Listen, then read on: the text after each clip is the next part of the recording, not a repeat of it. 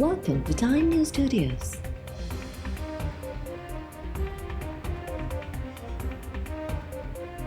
You are watching 1 p.m. Bulletin.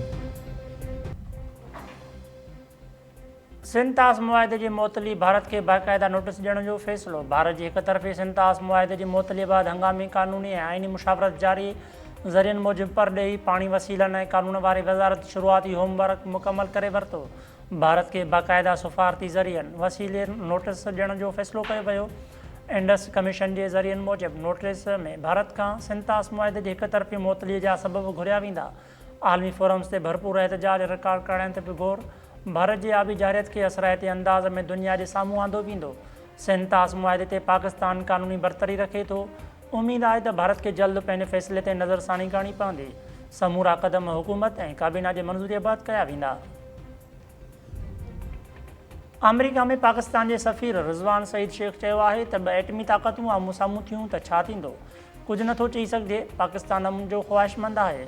कमज़ोरी न सम्झो वञे। कंहिं बि क़िस्म जी अगराई ते भरपूर ताक़त सां जवाबु ॾींदासीं। अमरीकी टीवी खे इंटरव्यू ॾींदे पाकिस्तानी सफ़ीर रिज़वान सईद शेख चयो त पहलगाम वाक़िए जो भारत अञा ताईं को सबूत न ॾिनो आहे।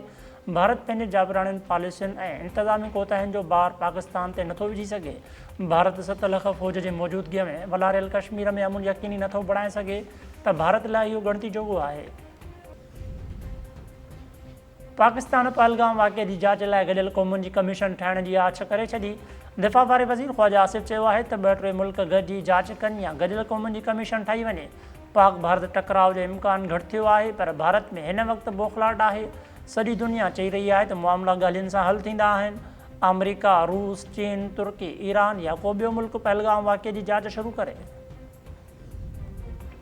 अमेरिका जे नायब सदर JD वेंस चयो आहे त उमेद आहे त पहलगाम हमले ते भारत जो रद्दअमल इलाइक़ाई तकरार जो सबबु न बणिजंदो। उमेद करियूं था त पाकिस्तान भारत सां सहकार कंदो। अमरीकी परॾेही वज़ारत जे तर्जुमान टेम ब्रूस जो चवणु आहे त पाकिस्तान ऐं भारत जी क़यादत सां राब्ता करे ज़िम्मेवाराणो हल कढण जो मुतालबो कयो आहे। अमरीकी हुकूमत दहशतगर्दीअ ख़िलाफ़ भारत सां गॾु बीठी आहे।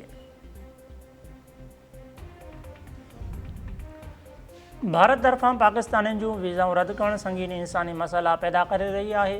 केतिरा ई मरीज़ इलाज मुकमल थियण खां सवाइ ॾे वापसि अची विया आहिनि। ख़ानदाननि जे विछोड़नि ऐं ॿारनि जे वालिदेन खां धार थियण जा इतला मिली रहिया आहिनि। मीडिया रिपोर्ट्स मूजिबि कुझु पाकिस्तानी शहरी अटारी सरहद ते फाथल आहिनि। परॾेही वज़ारत जे तर्जुमान शफ़क़त अली ख़ान जो बयानु। परॾेही तर्जुमान चयो त वाघा अटारी सरहद पार करण जी आख़िरी तारीख़ 30 अप्रैल हुई। भारतीय अख़्तियारियूं इजाज़त ॾियनि त असां पंहिंजे शहरनि खे वापसि आणण लाइ तयारु आहियूं। पाकिस्तानी शहरनि जे लाइ वाघा बॉर्डर खुलियल रहंदो।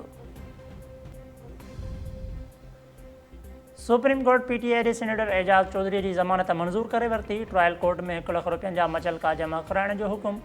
स्पेशल प्रोसिक्यूटर चयो आहे त एजाज़ चौधरी माण्हुनि खे भड़कायो ऐं साज़िश जो हिसो बि रखियो। जस्टिस नईम अख्तर अफ़गान रिमार्क्स ॾींदे चयो त एजाज़ चौधरीअ ख़िलाफ़ु केस एतिरो मज़बूत आहे त फ़ौजी अदालत में खणी वञो हा। हूअं बि 600 माण्हू फ़ौजी अदालतुनि में खणी विया हुयो। ज़मानत खे सज़ा तौरु इस्तेमालु नथो करे सघिजे।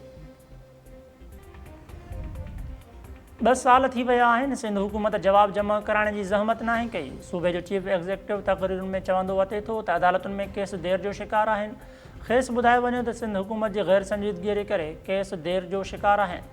सिंध हाई कोर्ट पारां ज़मीन जे अलॉटमेंट केस में जवाबु जमा न कराइण ते सिंध हुकूमत मथां कावड़ जो इज़हार। अदालत रिमार्क्स ॾींदे चयो त अदालतूं नोटिस जारी कनि थियूं, पर सिंध हुकूमत जा खाता जवाबु ॾियणु ज़रूरी नथा सम्झनि।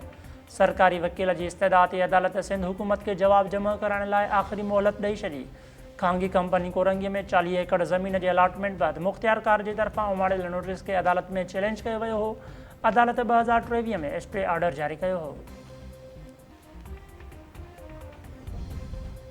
मलीर जे गुलशन हदीद वारे इलाइक़े में मुसाफ़िर कोच कल्टी थी पई। हिकु औरत समेत 4 ॼणा फ़ौत थी विया, 14 ॼणा ज़ख़्मी। लाश ऐं ज़ख़्मियुनि खे इस्पताल मुंतक़िल कयो वियो। फ़ौतियुनि में कौसर ज़ाल सईद, सरवर पुट मोहम्मद अली, फ़रीद पुट यासीन ऐं अब्दुल गफ़ूर शामिल।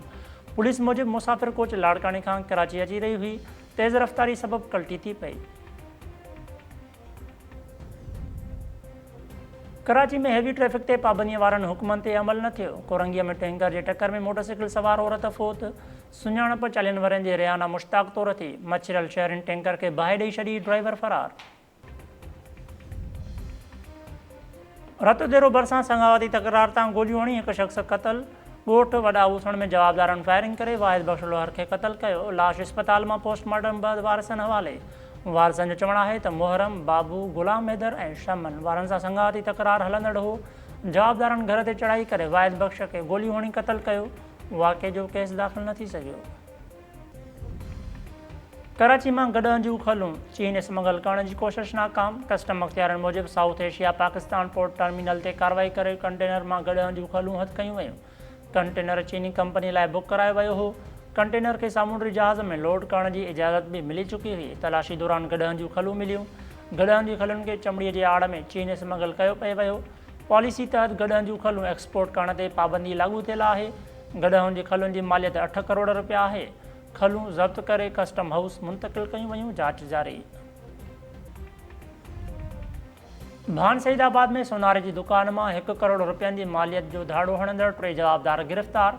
पुलिस मूजिबि गिरफ़्तार कयल जवाबदार असगर बिरोई, कलीम उर्फ़ गेडू ऐं शकील भट्ट वटां 19 लख रुपया रोक ऐं 2 पिस्टल हथु कया विया आहिनि। जवाबदार 3 अप्रैल 2025 ते सोनारे ग़ुलाम शबीर जे दुकान मां 1 करोड़ रुपयनि जी मालियत जा सोना ज़ेवर, रोक रक़म ऐं 16 मार्च 2024 ते रहीम उमरानी जे दुकान मां 7 लख रुपया फुर कया हुआ। ऐं सिंध में अॼु खां 5 मई ताईं बरसाति जी अॻकथी। मौसमियात खाते जो चवणु आहे त थरपारकर, हैदराबाद, मटियारी ऐं सखर जे भरपासे वारनि इलाइक़नि में अॼु हल्की बरसाति जो इम्कानु आहे। कराची में अॼु खां अचर ताईं तेज़ हवाऊं घुली सघनि थियूं।